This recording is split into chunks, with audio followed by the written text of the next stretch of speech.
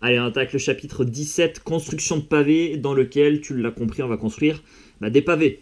Alors des pavés, c'est quoi? C'est ces solides-là, qu'on appelle aussi des parallélépipèdes rectangles. Donc pour construire ces pavés, on commencera par dessiner donc, sur une feuille en 2 dimensions ce qu'on appelle le patron d'un pavé. Donc, si tu veux, c'est le solide qui est déstructuré. On pensera à mettre les languettes que j'ai mis en gris. Bon, je reviendrai là-dessus quand on fera les dessins. Et ensuite, on pliera, comme sur les dessins ici. Tu vois, tu suis ce sens-là. Là, hop, on plie. Et ensuite, on viendra coller donc, les languettes sur les faces. Et ça nous donnera donc ces blocs-là. Alors, construire des pavés pour construire des pavés, je vois pas trop l'intérêt. Donc, tant qu'à faire pour donner du sens, eh bien, on construira des pavés pour réaliser cette construction-là. Voilà, construire ce que j'ai appelé une maison, mais digne de la cabane de Hagrid. Voilà. Donc très sommaire la maison, mais malgré tout on va voir qu'il y a énormément de taf. Alors pour cela tu vas devoir construire seul ou avec des amis, ça c'est au choix. Sur du papier rigide, type canson, ça je te le recommande vivement. Alors tu peux le faire sur des feuilles comme ça, assez souples, ça peut se faire aussi. Par contre, ça sera beaucoup plus compliqué, surtout quand tu vas vouloir assembler les parpaings ensemble. Si c'est souple, tu verras que tu vas avoir quelques défauts et finalement tu auras une maison de Pise, si je puis dire. Donc voilà, je te recommande vivement d'utiliser du papier rigide qui va solidifier donc la construction. Donc là, je te fais tout le listing des pavés que tu vas devoir construire avec les dimensions. Et on commence par 54 pavés de 3 cm par 3 cm par 6 cm qui vont représenter les parpaings, alors survitaminés, parce que dans l'idée, tu vois, je voulais faire une représentation à l'échelle 1 centième, ce qui signifie que dans la réalité, tes parpaings là, ils auraient une taille de 3 mètres par 3 mètres par 6 mètres, des blocs énormes. Bon. Et donc il va falloir qu'on fasse 54 parpaings. Donc les parpaings, si tu veux, c'est ce qui est représenté en gris là, qui va faire toute la structure de la maison, voilà, hein, les murs, tout le tour. Ensuite, j'ai mis 2 pavés, un marron, un gris clair représentant la porte d'entrée et la porte vitrée. Alors en pratique, tu verras que je ne vais pas construire ces pavés-là. Voilà, j'ai essayé d'apporter une petite amélioration technique. Je me servirai très probablement d'une feuille transparente, une feuille d'une poche transparente pour faire la porte vitrée, pour y voir à travers. Et la porte d'entrée, je vais essayer de faire autre chose. Voilà. Donc ça, si tu veux, c'est l'idée générale, hein, construire cette chose-là, cette maison. Mais si tu veux apporter quelques modifications, ne t'en prive pas. Tu auras construit suffisamment de pavés avec les parpaings déjà pour essayer de faire autre chose hein, à la place de la porte vitrée et de la porte d'entrée. Donc n'hésite pas, hein, si tu as des petites améliorations, vas-y, libre cours à ton imagination. Donc voilà, là je te fais tout le listing de ce qu'on est censé construire. Et comme tu le vois, il y a du boulot, mais à cœur vaillant, rien d'impossible. Pour t'aider à construire les pavés, on montre ci-dessous comment plier un patron pour le monter. Voilà. Bon, je reviendrai là-dessus quand je commencerai à monter les premiers, le premier bloc. Voilà, je le ferai avec toi devant la caméra. Allez, on continue. Alors, on donne maintenant les différents patrons que tu vas devoir réaliser en vraie grandeur, puis découper et monter. Pour faciliter l'assemblage des parpaings, il est primordial d'être extrêmement précis sur les dimensions et lors du montage de chaque patron. Parce que si à chaque fois tu as 2 ou 3 mm d'écart entre chaque bloc, quand tu vas vouloir les assembler, comme je t'ai dit, ça fera une maison de Pise voilà, hein, qui va ressembler à quelque chose de penché, de fissuré, tout ce que tu veux. Donc plus tu es précis et mieux c'est pour ta construction. Donc si les parpaings ne sont pas réguliers, on va se retrouver, tu vois, je te le dis là, on va se retrouver avec une maison de Pise et des fissures sur les murs pour laisser passer le froid. Allez, maçon en herbe, au maille, comme on dit. Alors, premièrement, les parpaings, les morceaux du dernier étage du toit. Donc là, tu vois ce que j'ai représenté en rouge, hein, ce sont les 2 petits blocs au-dessus du toit. D'ailleurs, moi, je les ai fait en jaune. Voilà, ça ressemblera à un toit de paille. Encore une fois, hein, libre cours à ton imagination. Si tu veux changer la couleur, vas-y, fais-toi plaisir. Donc les morceaux du dernier étage, et ça c'est censé représenter les volets de la fenêtre ici. Voilà, les 2 petits blocs. Donc tous ces blocs-là, tac, tac, ils ont tous la même dimension. Donc tu dois construire 54 parpaings, 2 et 2 comme ça. Alors avant de les dessiner, il faut déjà dans un premier temps que tu... donc ça si tu veux c'est le patron. donc de ces pavés-là, que tu vas représenter sur une feuille en 2 dimensions avant de les découper et de les monter. Et donc il faut que tu connaisses évidemment les dimensions. Donc t'imagines, si tu veux, ce pavé-là là, éclaté, parce que c'est l'idée, hein, on a éclaté, si tu veux, les faces, on les a toutes dépliées, ça nous donne ça. D'ailleurs, il n'y a pas qu'un patron possible hein, pour un pavé, je ne me souviens plus du nombre, mais bon, tu as plusieurs possibilités pour construire un patron qui va donner un pavé. Bon. Mais moi je t'en présente un qui est relativement simple à faire. Enfin, quand je dis relativement simple, c'est-à-dire que ça devrait aller assez vite à construire. Alors, donc trouve la valeur de chaque point d'interrogation, on y va. Alors, ici on va avoir donc des petites longueurs et des grandes longueurs. Les grandes longueurs, ce sera égal à, si tu veux, cette longueur-là, là, 6 cm. Donc on aura 6 ici pour ce point d'interrogation. Alors, exceptionnellement, je ne vais pas écrire les unités à chaque fois. Mais tout est en centimètres. Donc 6 ici, 6 ici, 6 ici, 6 ici, voilà. On a fait toutes les grandes longueurs. Maintenant, il nous reste les petites longueurs. Et on aura du coup 3 cm ici. Donc je vais écrire 3 ici, 3 là, 3, 3,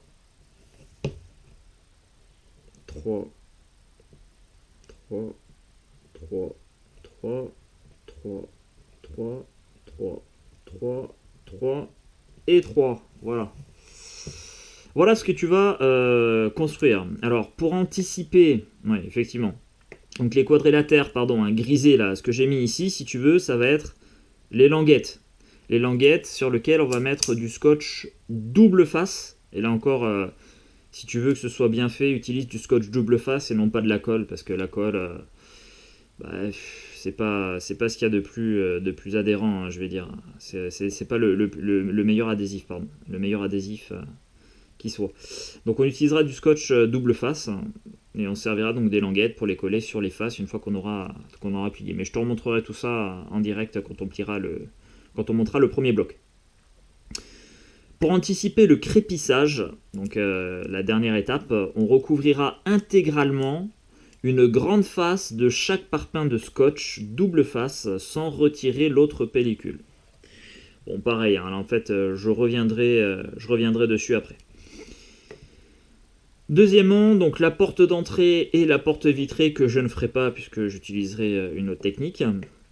Donc tu dois construire ça, voilà, avant de les dessiner, trouve la valeur de chaque point d'interrogation. Donc là on a une grande longueur, une longueur intermédiaire 6 cm et une petite longueur 3 cm. Donc on va avoir les grandes longueurs ici, 12, 12, 12, 12 et 12. Ensuite on va avoir les longueurs intermédiaires 6 cm. Ici, 6, 6, ici, ici, ici et ici. Voilà. Et enfin, les dernières longueurs, 3 cm, les petites. Donc 3 ici, 3 là, 3 là, 3 là. Et enfin, il nous en reste 4, 3, 3, 3 et 3. Voilà. Troisièmement, les volets de la porte vitrée et les morceaux du troisième niveau du toit. Donc on va avoir une grande longueur 12 cm.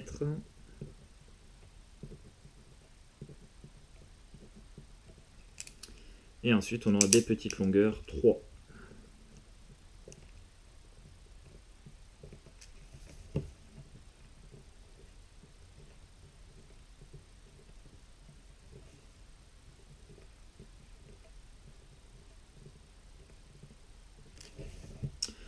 Voilà. Ensuite, on va avoir la fenêtre. Donc, la fenêtre, tu vois, encore une fois, hein, donc c'est censé être ça là.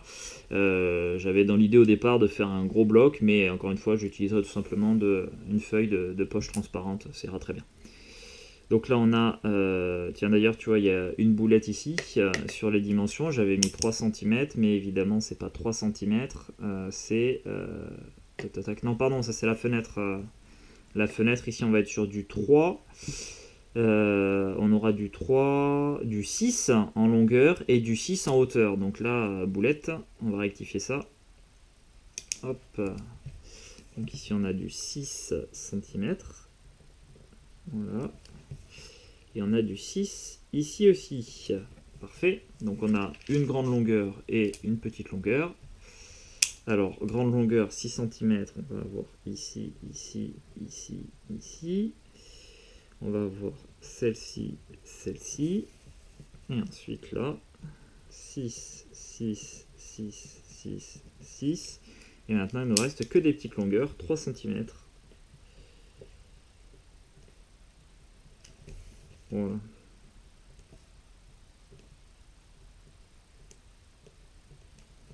Ok.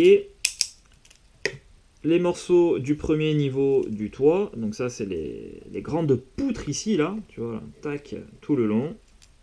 On en a 2, 4, 6, 8 à faire. Et bien on a une grande longueur, 24 cm, qu'on retrouve ici, voilà. Et ensuite on a que des petites longueurs, 3 cm.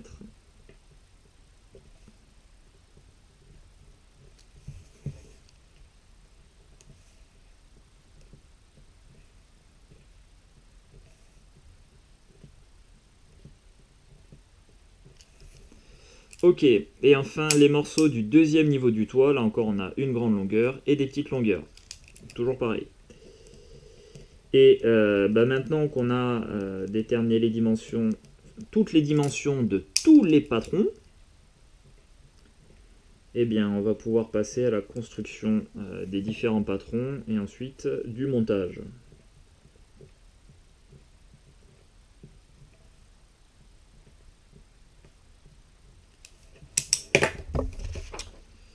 Voilà, on va passer au montage. Alors, petite astuce, si tu veux gagner du temps quand tu vas construire tous tes patrons, alors si tu dois en faire que 2 parce que tu travailles avec des amis ou qu'on fait ça avec tous les élèves de la classe, tu peux le faire comme ça, hein, ça va pas te tuer. Par contre, si tu veux tout faire toi-même, eh bien, tu vas gagner du temps si tu fais les patrons comme ça. Hein, tu vois, ce morceau-là, là, donc c'est un volet. Et plutôt que de faire le patron comme ça, ce que j'ai fait, tu vois, au niveau des languettes, alors les languettes, clairement, tu les fais de la dimension que tu veux, ça n'a pas d'importance, puisque ça va être plié, ça va être caché. Ce sera caché à l'intérieur du solide, ce qui va juste te servir à coller, si tu veux, les faces entre elles. Donc tu peux les faire des dimensions que tu veux, ça n'a pas d'importance. Mais du coup, pour gagner du temps, ce que j'ai fait, c'est que les languettes, je les ai fait de la même taille que ces deux faces-là, là. Tu vois. Et ça allait beaucoup plus vite pour moi quand j'ai construit tous les patrons. Voilà. Je les ai construits à la chaîne, donc je faisais des traits bien droits, tu vois, tout le long. Et finalement, les languettes, après, tu vois, je faisais juste une petite découpe ici. Voilà. Je passerai après au montage pour te montrer ce que ça donne. Mais voilà, hein, donc l'idée, si tu veux, tu fais un grand rectangle plus la petite languette en bout. Voilà. Par contre, il faut que tu fasses tous les traits intermédiaires, voilà, pour savoir où tu vas couper et où tu vas plier. Voilà.